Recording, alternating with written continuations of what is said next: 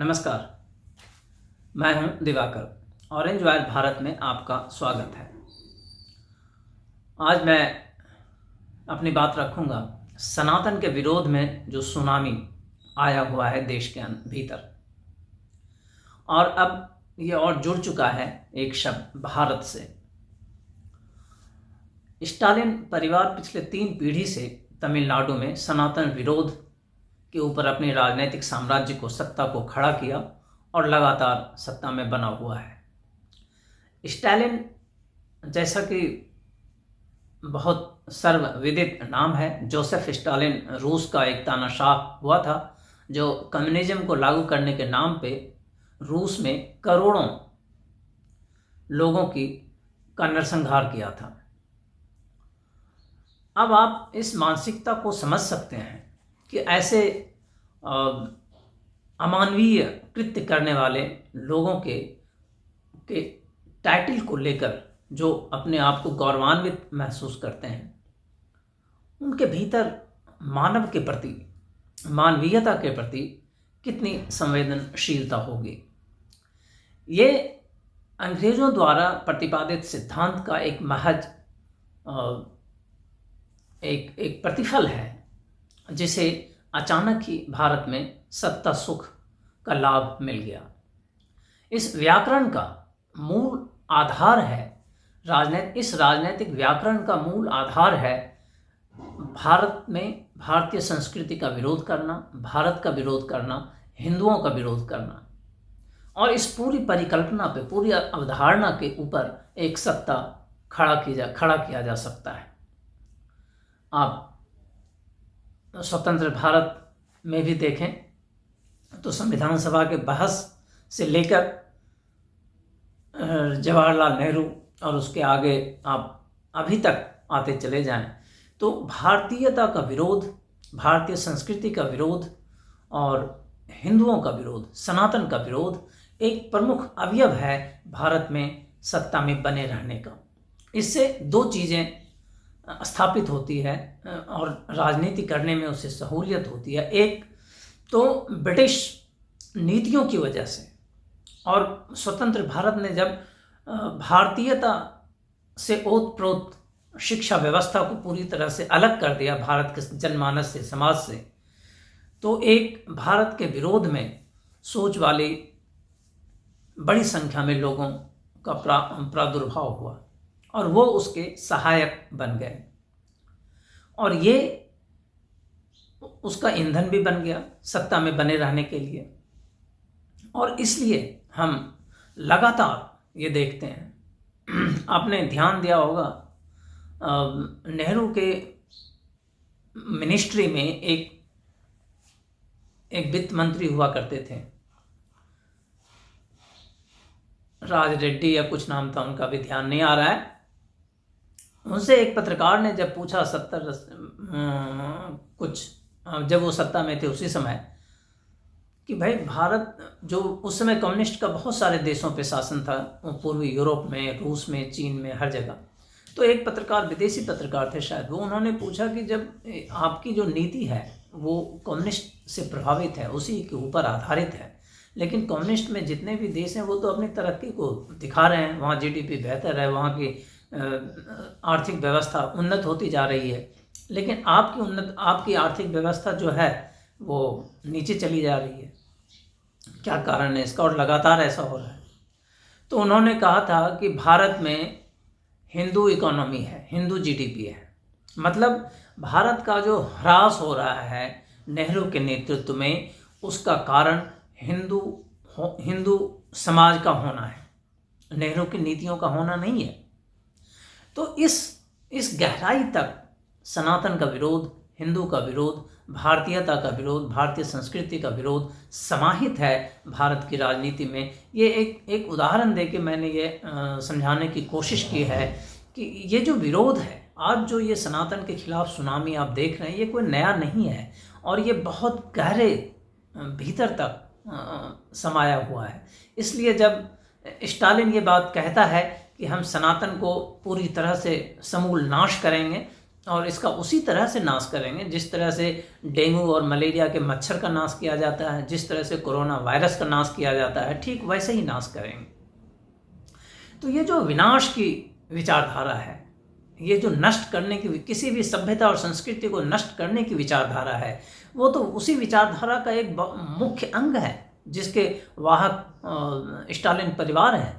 Christianity और इस्लाम, ये दोनों जहाँ भी जाता है वहाँ की तात्कालिक सांस्कृतिक व्यवस्था को विनाश कर देना चाहता है या करता आ रहा है। इतिहास ऐसा हमें बताता है, इसमें कोई दो राय नहीं है, सब जानते हैं। और इनका तो मूल सिद्धांत ही है इंसान को दो भागों में बांट कर देखना। जब एक भाग बेहतर हो गया तो जाहिर है दूसरा भाग का समूल नाश करना ही उचित है। यही इनका मूल सिद्धांत है। तो यह सिद्धांत केवल इनका राजनीतिक सिद्धांत नहीं है, स्टालिन के क्रिश्चियन होने की वजह से इनका एक मजहबी मौलिक सिद्धांत भी है, जहाँ से ये वो ताकत प्राप्त करते हैं, विनाशक ताकत प्राप्त करते हैं। फिर उसके बाद कुछ काफिर हिंदू राजनेताओं का आवाज़ सुनिए आप। खड़गे जी वही बोलते हैं, खड़गे जी के पुत्र की आवाज़ वही है, संपूर्ण सनातन का विनाश होना चाहिए। चिदम्बरम के बेटे का वही आवाज़ है, पूरी कांग्रेस की वही आवाज़ है कि सनातन का समूल नाश होना चाहिए। क्योंकि उनके अंदर ये व्याकरण स्थापित है कि जब तक हम यहाँ हिंदुओं को गाली नहीं देंगे, सनातन सभ्यता को गाली नहीं देंगे, संस्कृति को गाली नहीं देंगे, तब तक हम सत्ता में स्थापित नहीं हो सकते हैं। हालांकि ये 2014 के बाद इसमें कुछ बिखराव आया, इन विचारों में परिवर्तन आया है। समाज इस विचारों को अब अस्वीकार कर रहा है और समाज में ने इसको दिखाया है व्यवहार में। लेकिन इनके पुराने राजनीतिक जो पूर्वाग्रह हैं वो इतने कठोर और मजबूत हैं कि ये उन्हें ये आगे नहीं देख पाने के साहस कर पाते हैं। वही कांग्रेस है, थोड़े दिन पहले देश में भारत जोड़ो यात्रा कर रही थी। इंडिया जोड़ो यात्रा नहीं कर रही थी, भारत जोड़ो यात्रा कर रही थी। लेकिन आज भारत शब्द पे वो विवाद खड़ा कर रहा है, बोला नहीं ये तो बिल्कुल असंवैधानिक है, गलत है। तो ये जो चरित्र है, इनका दोहरा चरित्र है, इसका मूल कारण यही है कि अभी तक भारतीय राजनीति में वो तत्व जीवित है,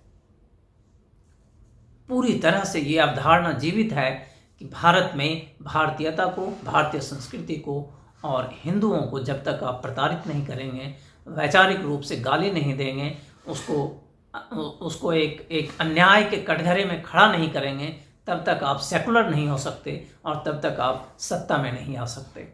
हालांकि समाज इससे अब अलग दिशा में जा रहा है, समाज बिल्कुल अलग विचारधारा की ओर जा रहा है, क्योंकि ये एकांगी विचार तब तक था जब तक समाज इसके बारे में जागरूक नहीं था या समाज की आवाज़ दूसरों तक नहीं पहुंच पा रही थी।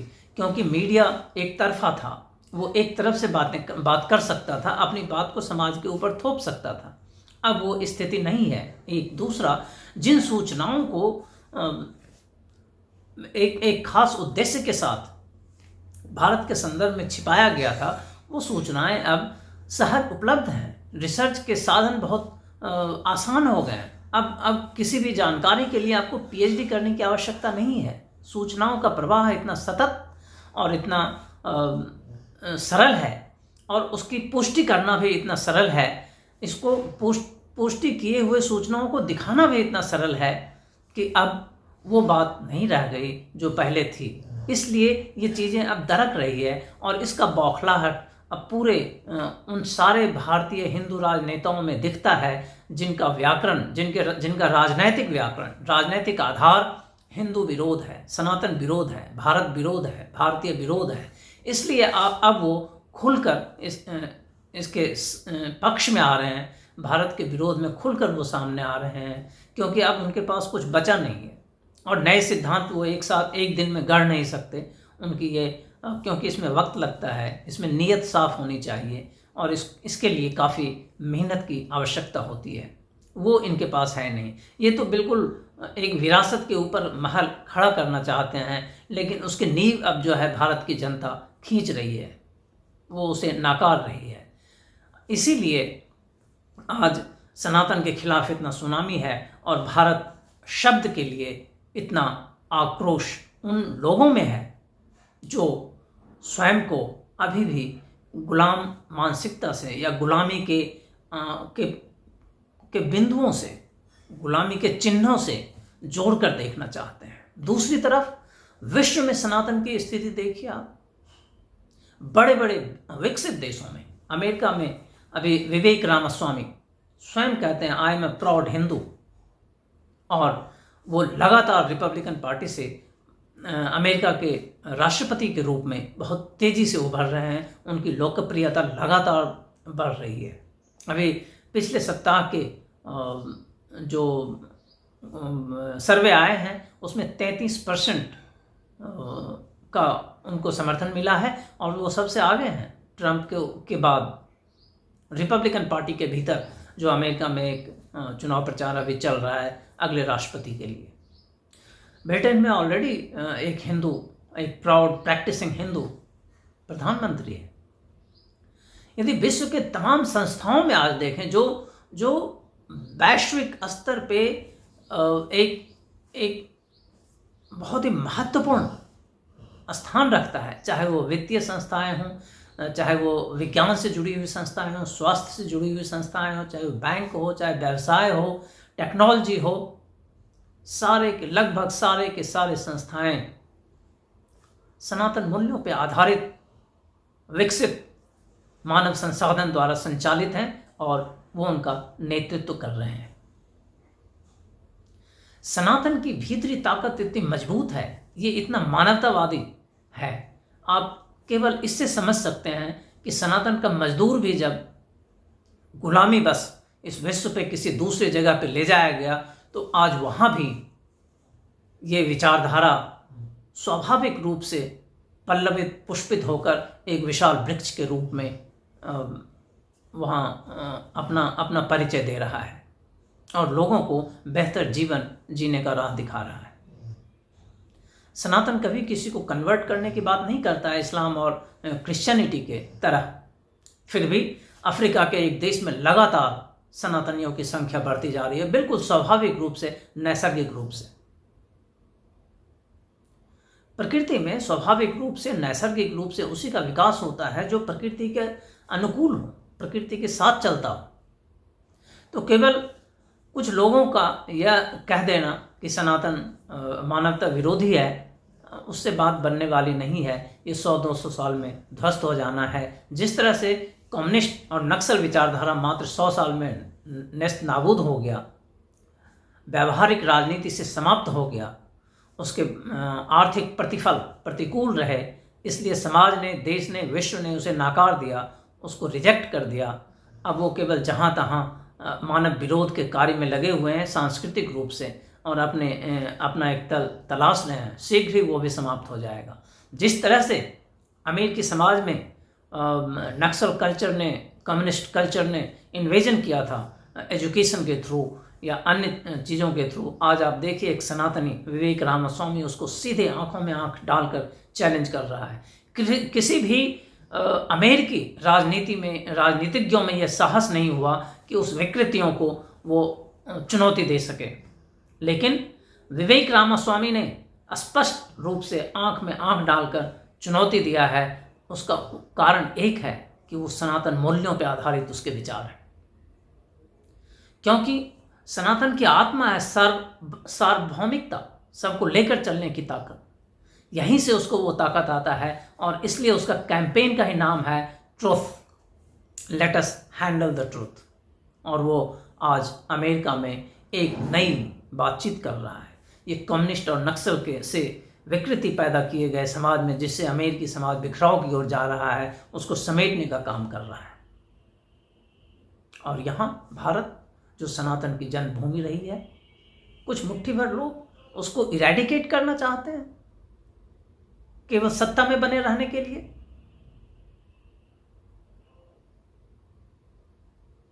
सनातन का अर्थ ही होता है जो सत्य है, नित्य है और सदा है और परिवर्तित है। जब जो वर्तमान है उसको आप कैसे नष्ट कर सकते हैं? यदि आपने वर्तमान को नष्ट कर दिया तो आप स्वयं भी नष्ट हो जाएंगे। आप भी इसी वर्तमान के फ्रेमवर्क में हैं। लेकिन ये बातें उनको समझ में आएगी जिनको सनातन को समझना है, जिनका उद्देश्य केवल सनातन को, हिंदू को, भारत को, भारतीय संस्कृति को गाली देना है और गाली देने के ऊपर अपनी सत्ता का निर्माण करना है, उन्हें यह समझने की आवश्यकता नहीं है और समझना भी नहीं चाहता है वो। लेकिन अब ये व्याकरण देश में टूट रहा है और इसलिए सनातन विरोध की सुनामी के खिलाफ भी एक ताकत है, एक आवाज़ है जो अब गूंज रही है, सुनाई दे रही है। इस अंक में इतना ही दोस्तों, धन्यवाद।